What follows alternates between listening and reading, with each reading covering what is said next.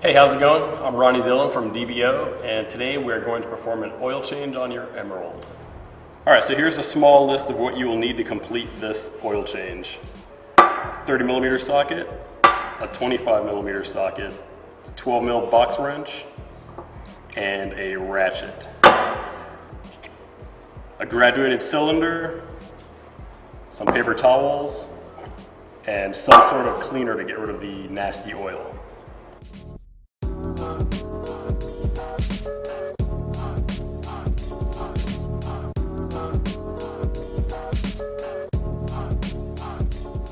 Yeah, so let all of the air out of the fork.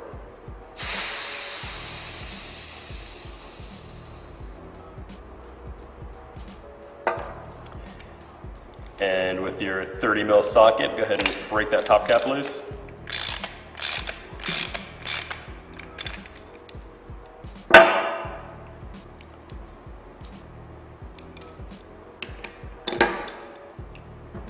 Move on to that lower plug.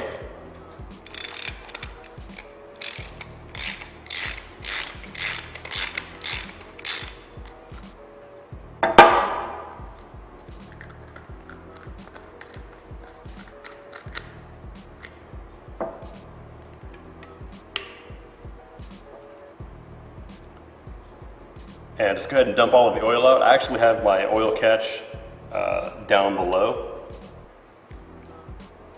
So I'll just go ahead and let that drain out. There's only 10 cc's of fluid down there, so it's not like you're waiting a whole bunch. But all right, let's go ahead and take the top cap unit off of this.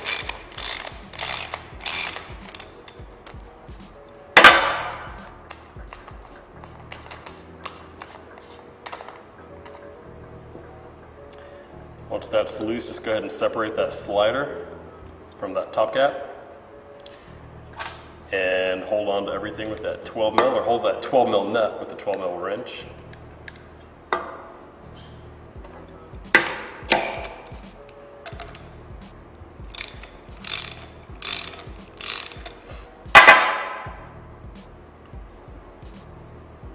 So that'll stop.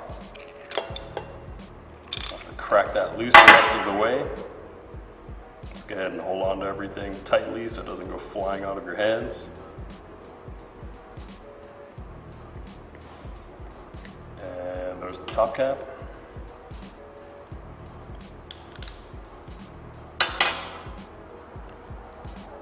There's the 12mm nut. That 12mm nut does not always come off that easily. Sometimes you will need a 10mm shaft clamp to hold this tightly in place, and also so you don't damage it, and makes it a lot easier to get that 12mm nut off. At this point in time, you can go ahead and separate the slider from the stanchion. There is a little bit of oil inside this reservoir, or inside the body, not reservoir. So just go ahead and dump that out.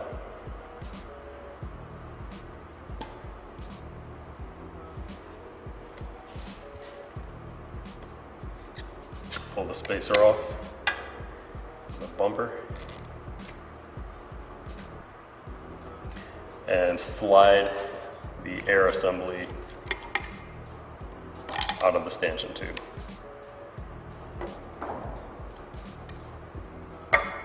Alright, at this point in time, I want to show you guys how to service the air piston. You're going to need a small flathead screwdriver. So all you really have to do is hold that piston in your fingers.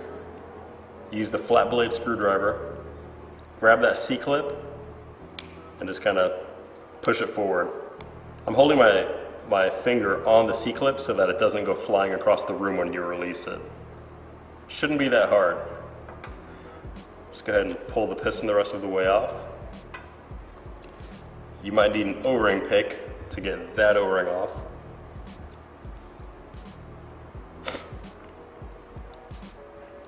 And that's that. Grab some Maxima suspension clean and just kind of clean everything off.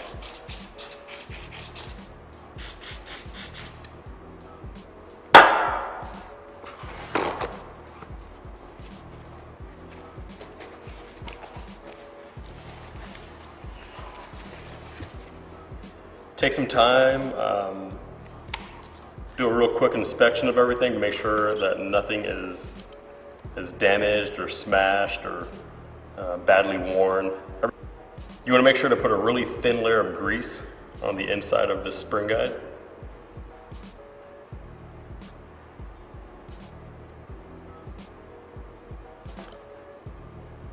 And then slide that spring guide back onto the spring.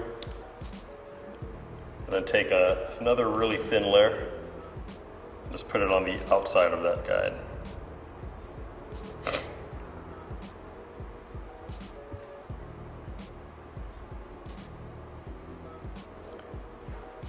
So after that is done, you can put the piston back on. So take the brand new O-ring, and you can usually just slide those on with your fingers. And then a brand new piston. We'll give you guys part numbers for all of the items that we use at the end of this video. And now for the C-clip. Just go ahead and put the C-clip on the groove. And as easily as you popped it off, it should pop right back on. Worst case scenario, it flies around the room and you have to go fishing for a new C-clip.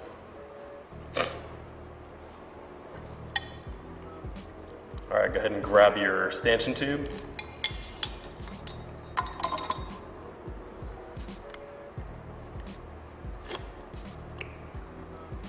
Insert the air assembly and just pull it to full extension.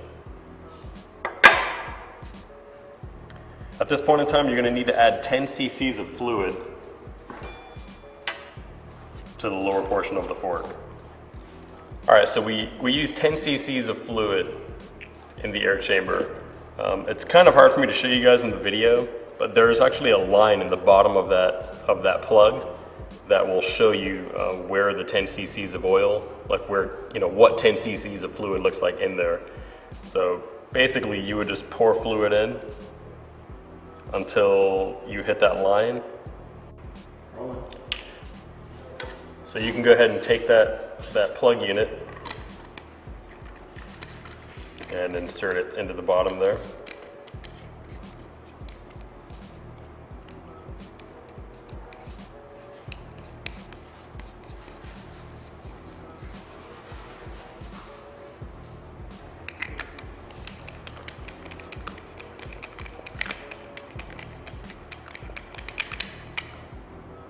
Don't have to torque it up yet, just make it snug.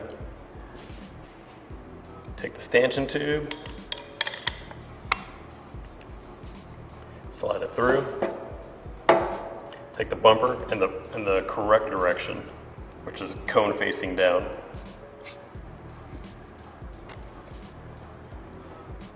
And just slide it as far as you can get it with your fingers. Take the spacer,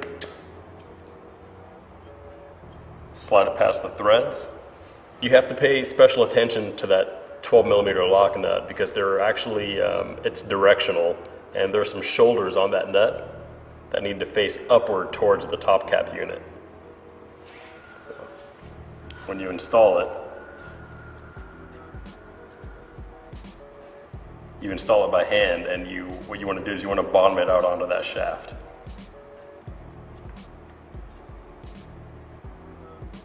So that's what it would look like.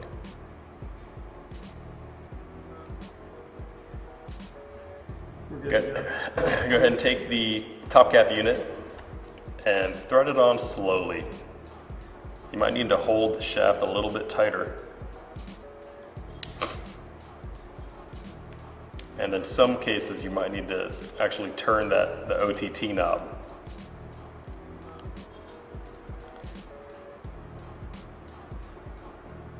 So what that does is it allows that needle to actually set with the hex shape in the plug cap, in the top cap. So almost identical to the rebound side of the fork, it'll leave a 3.6mm gap right there. So at that point in time, the top cap unit is bottomed out onto the shaft, and all that really needs to happen is that 12mm nut backs up to the top plug, or to the top cap. So you can actually do that by hand. And then just make sure that everything is free and able to move. Turn it in both directions. It's usually not a bad idea to back it off before you actually like bottom or tighten everything and bottom anything out.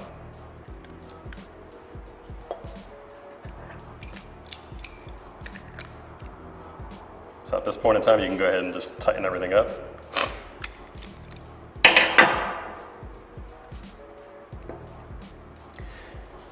So you have your 10 cc's of fluid in the bottom. You need to add 50 cc's of fluid to the top.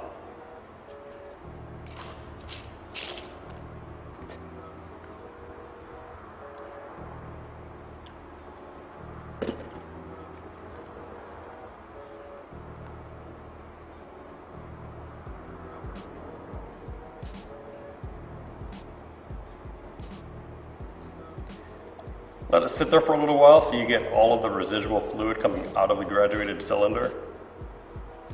It's possible to lose anywhere from 5 to 10 cc's of residual loss into a cylinder this size, or any size really. Just let it sit there for a little bit and you're guaranteed to get a pretty accurate measurement out of that. Go ahead and extend the fork as far as it'll go. And go ahead and reinstall that top cap unit.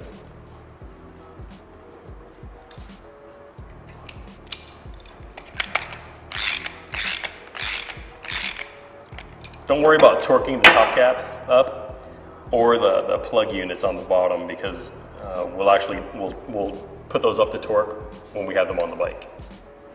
That's it.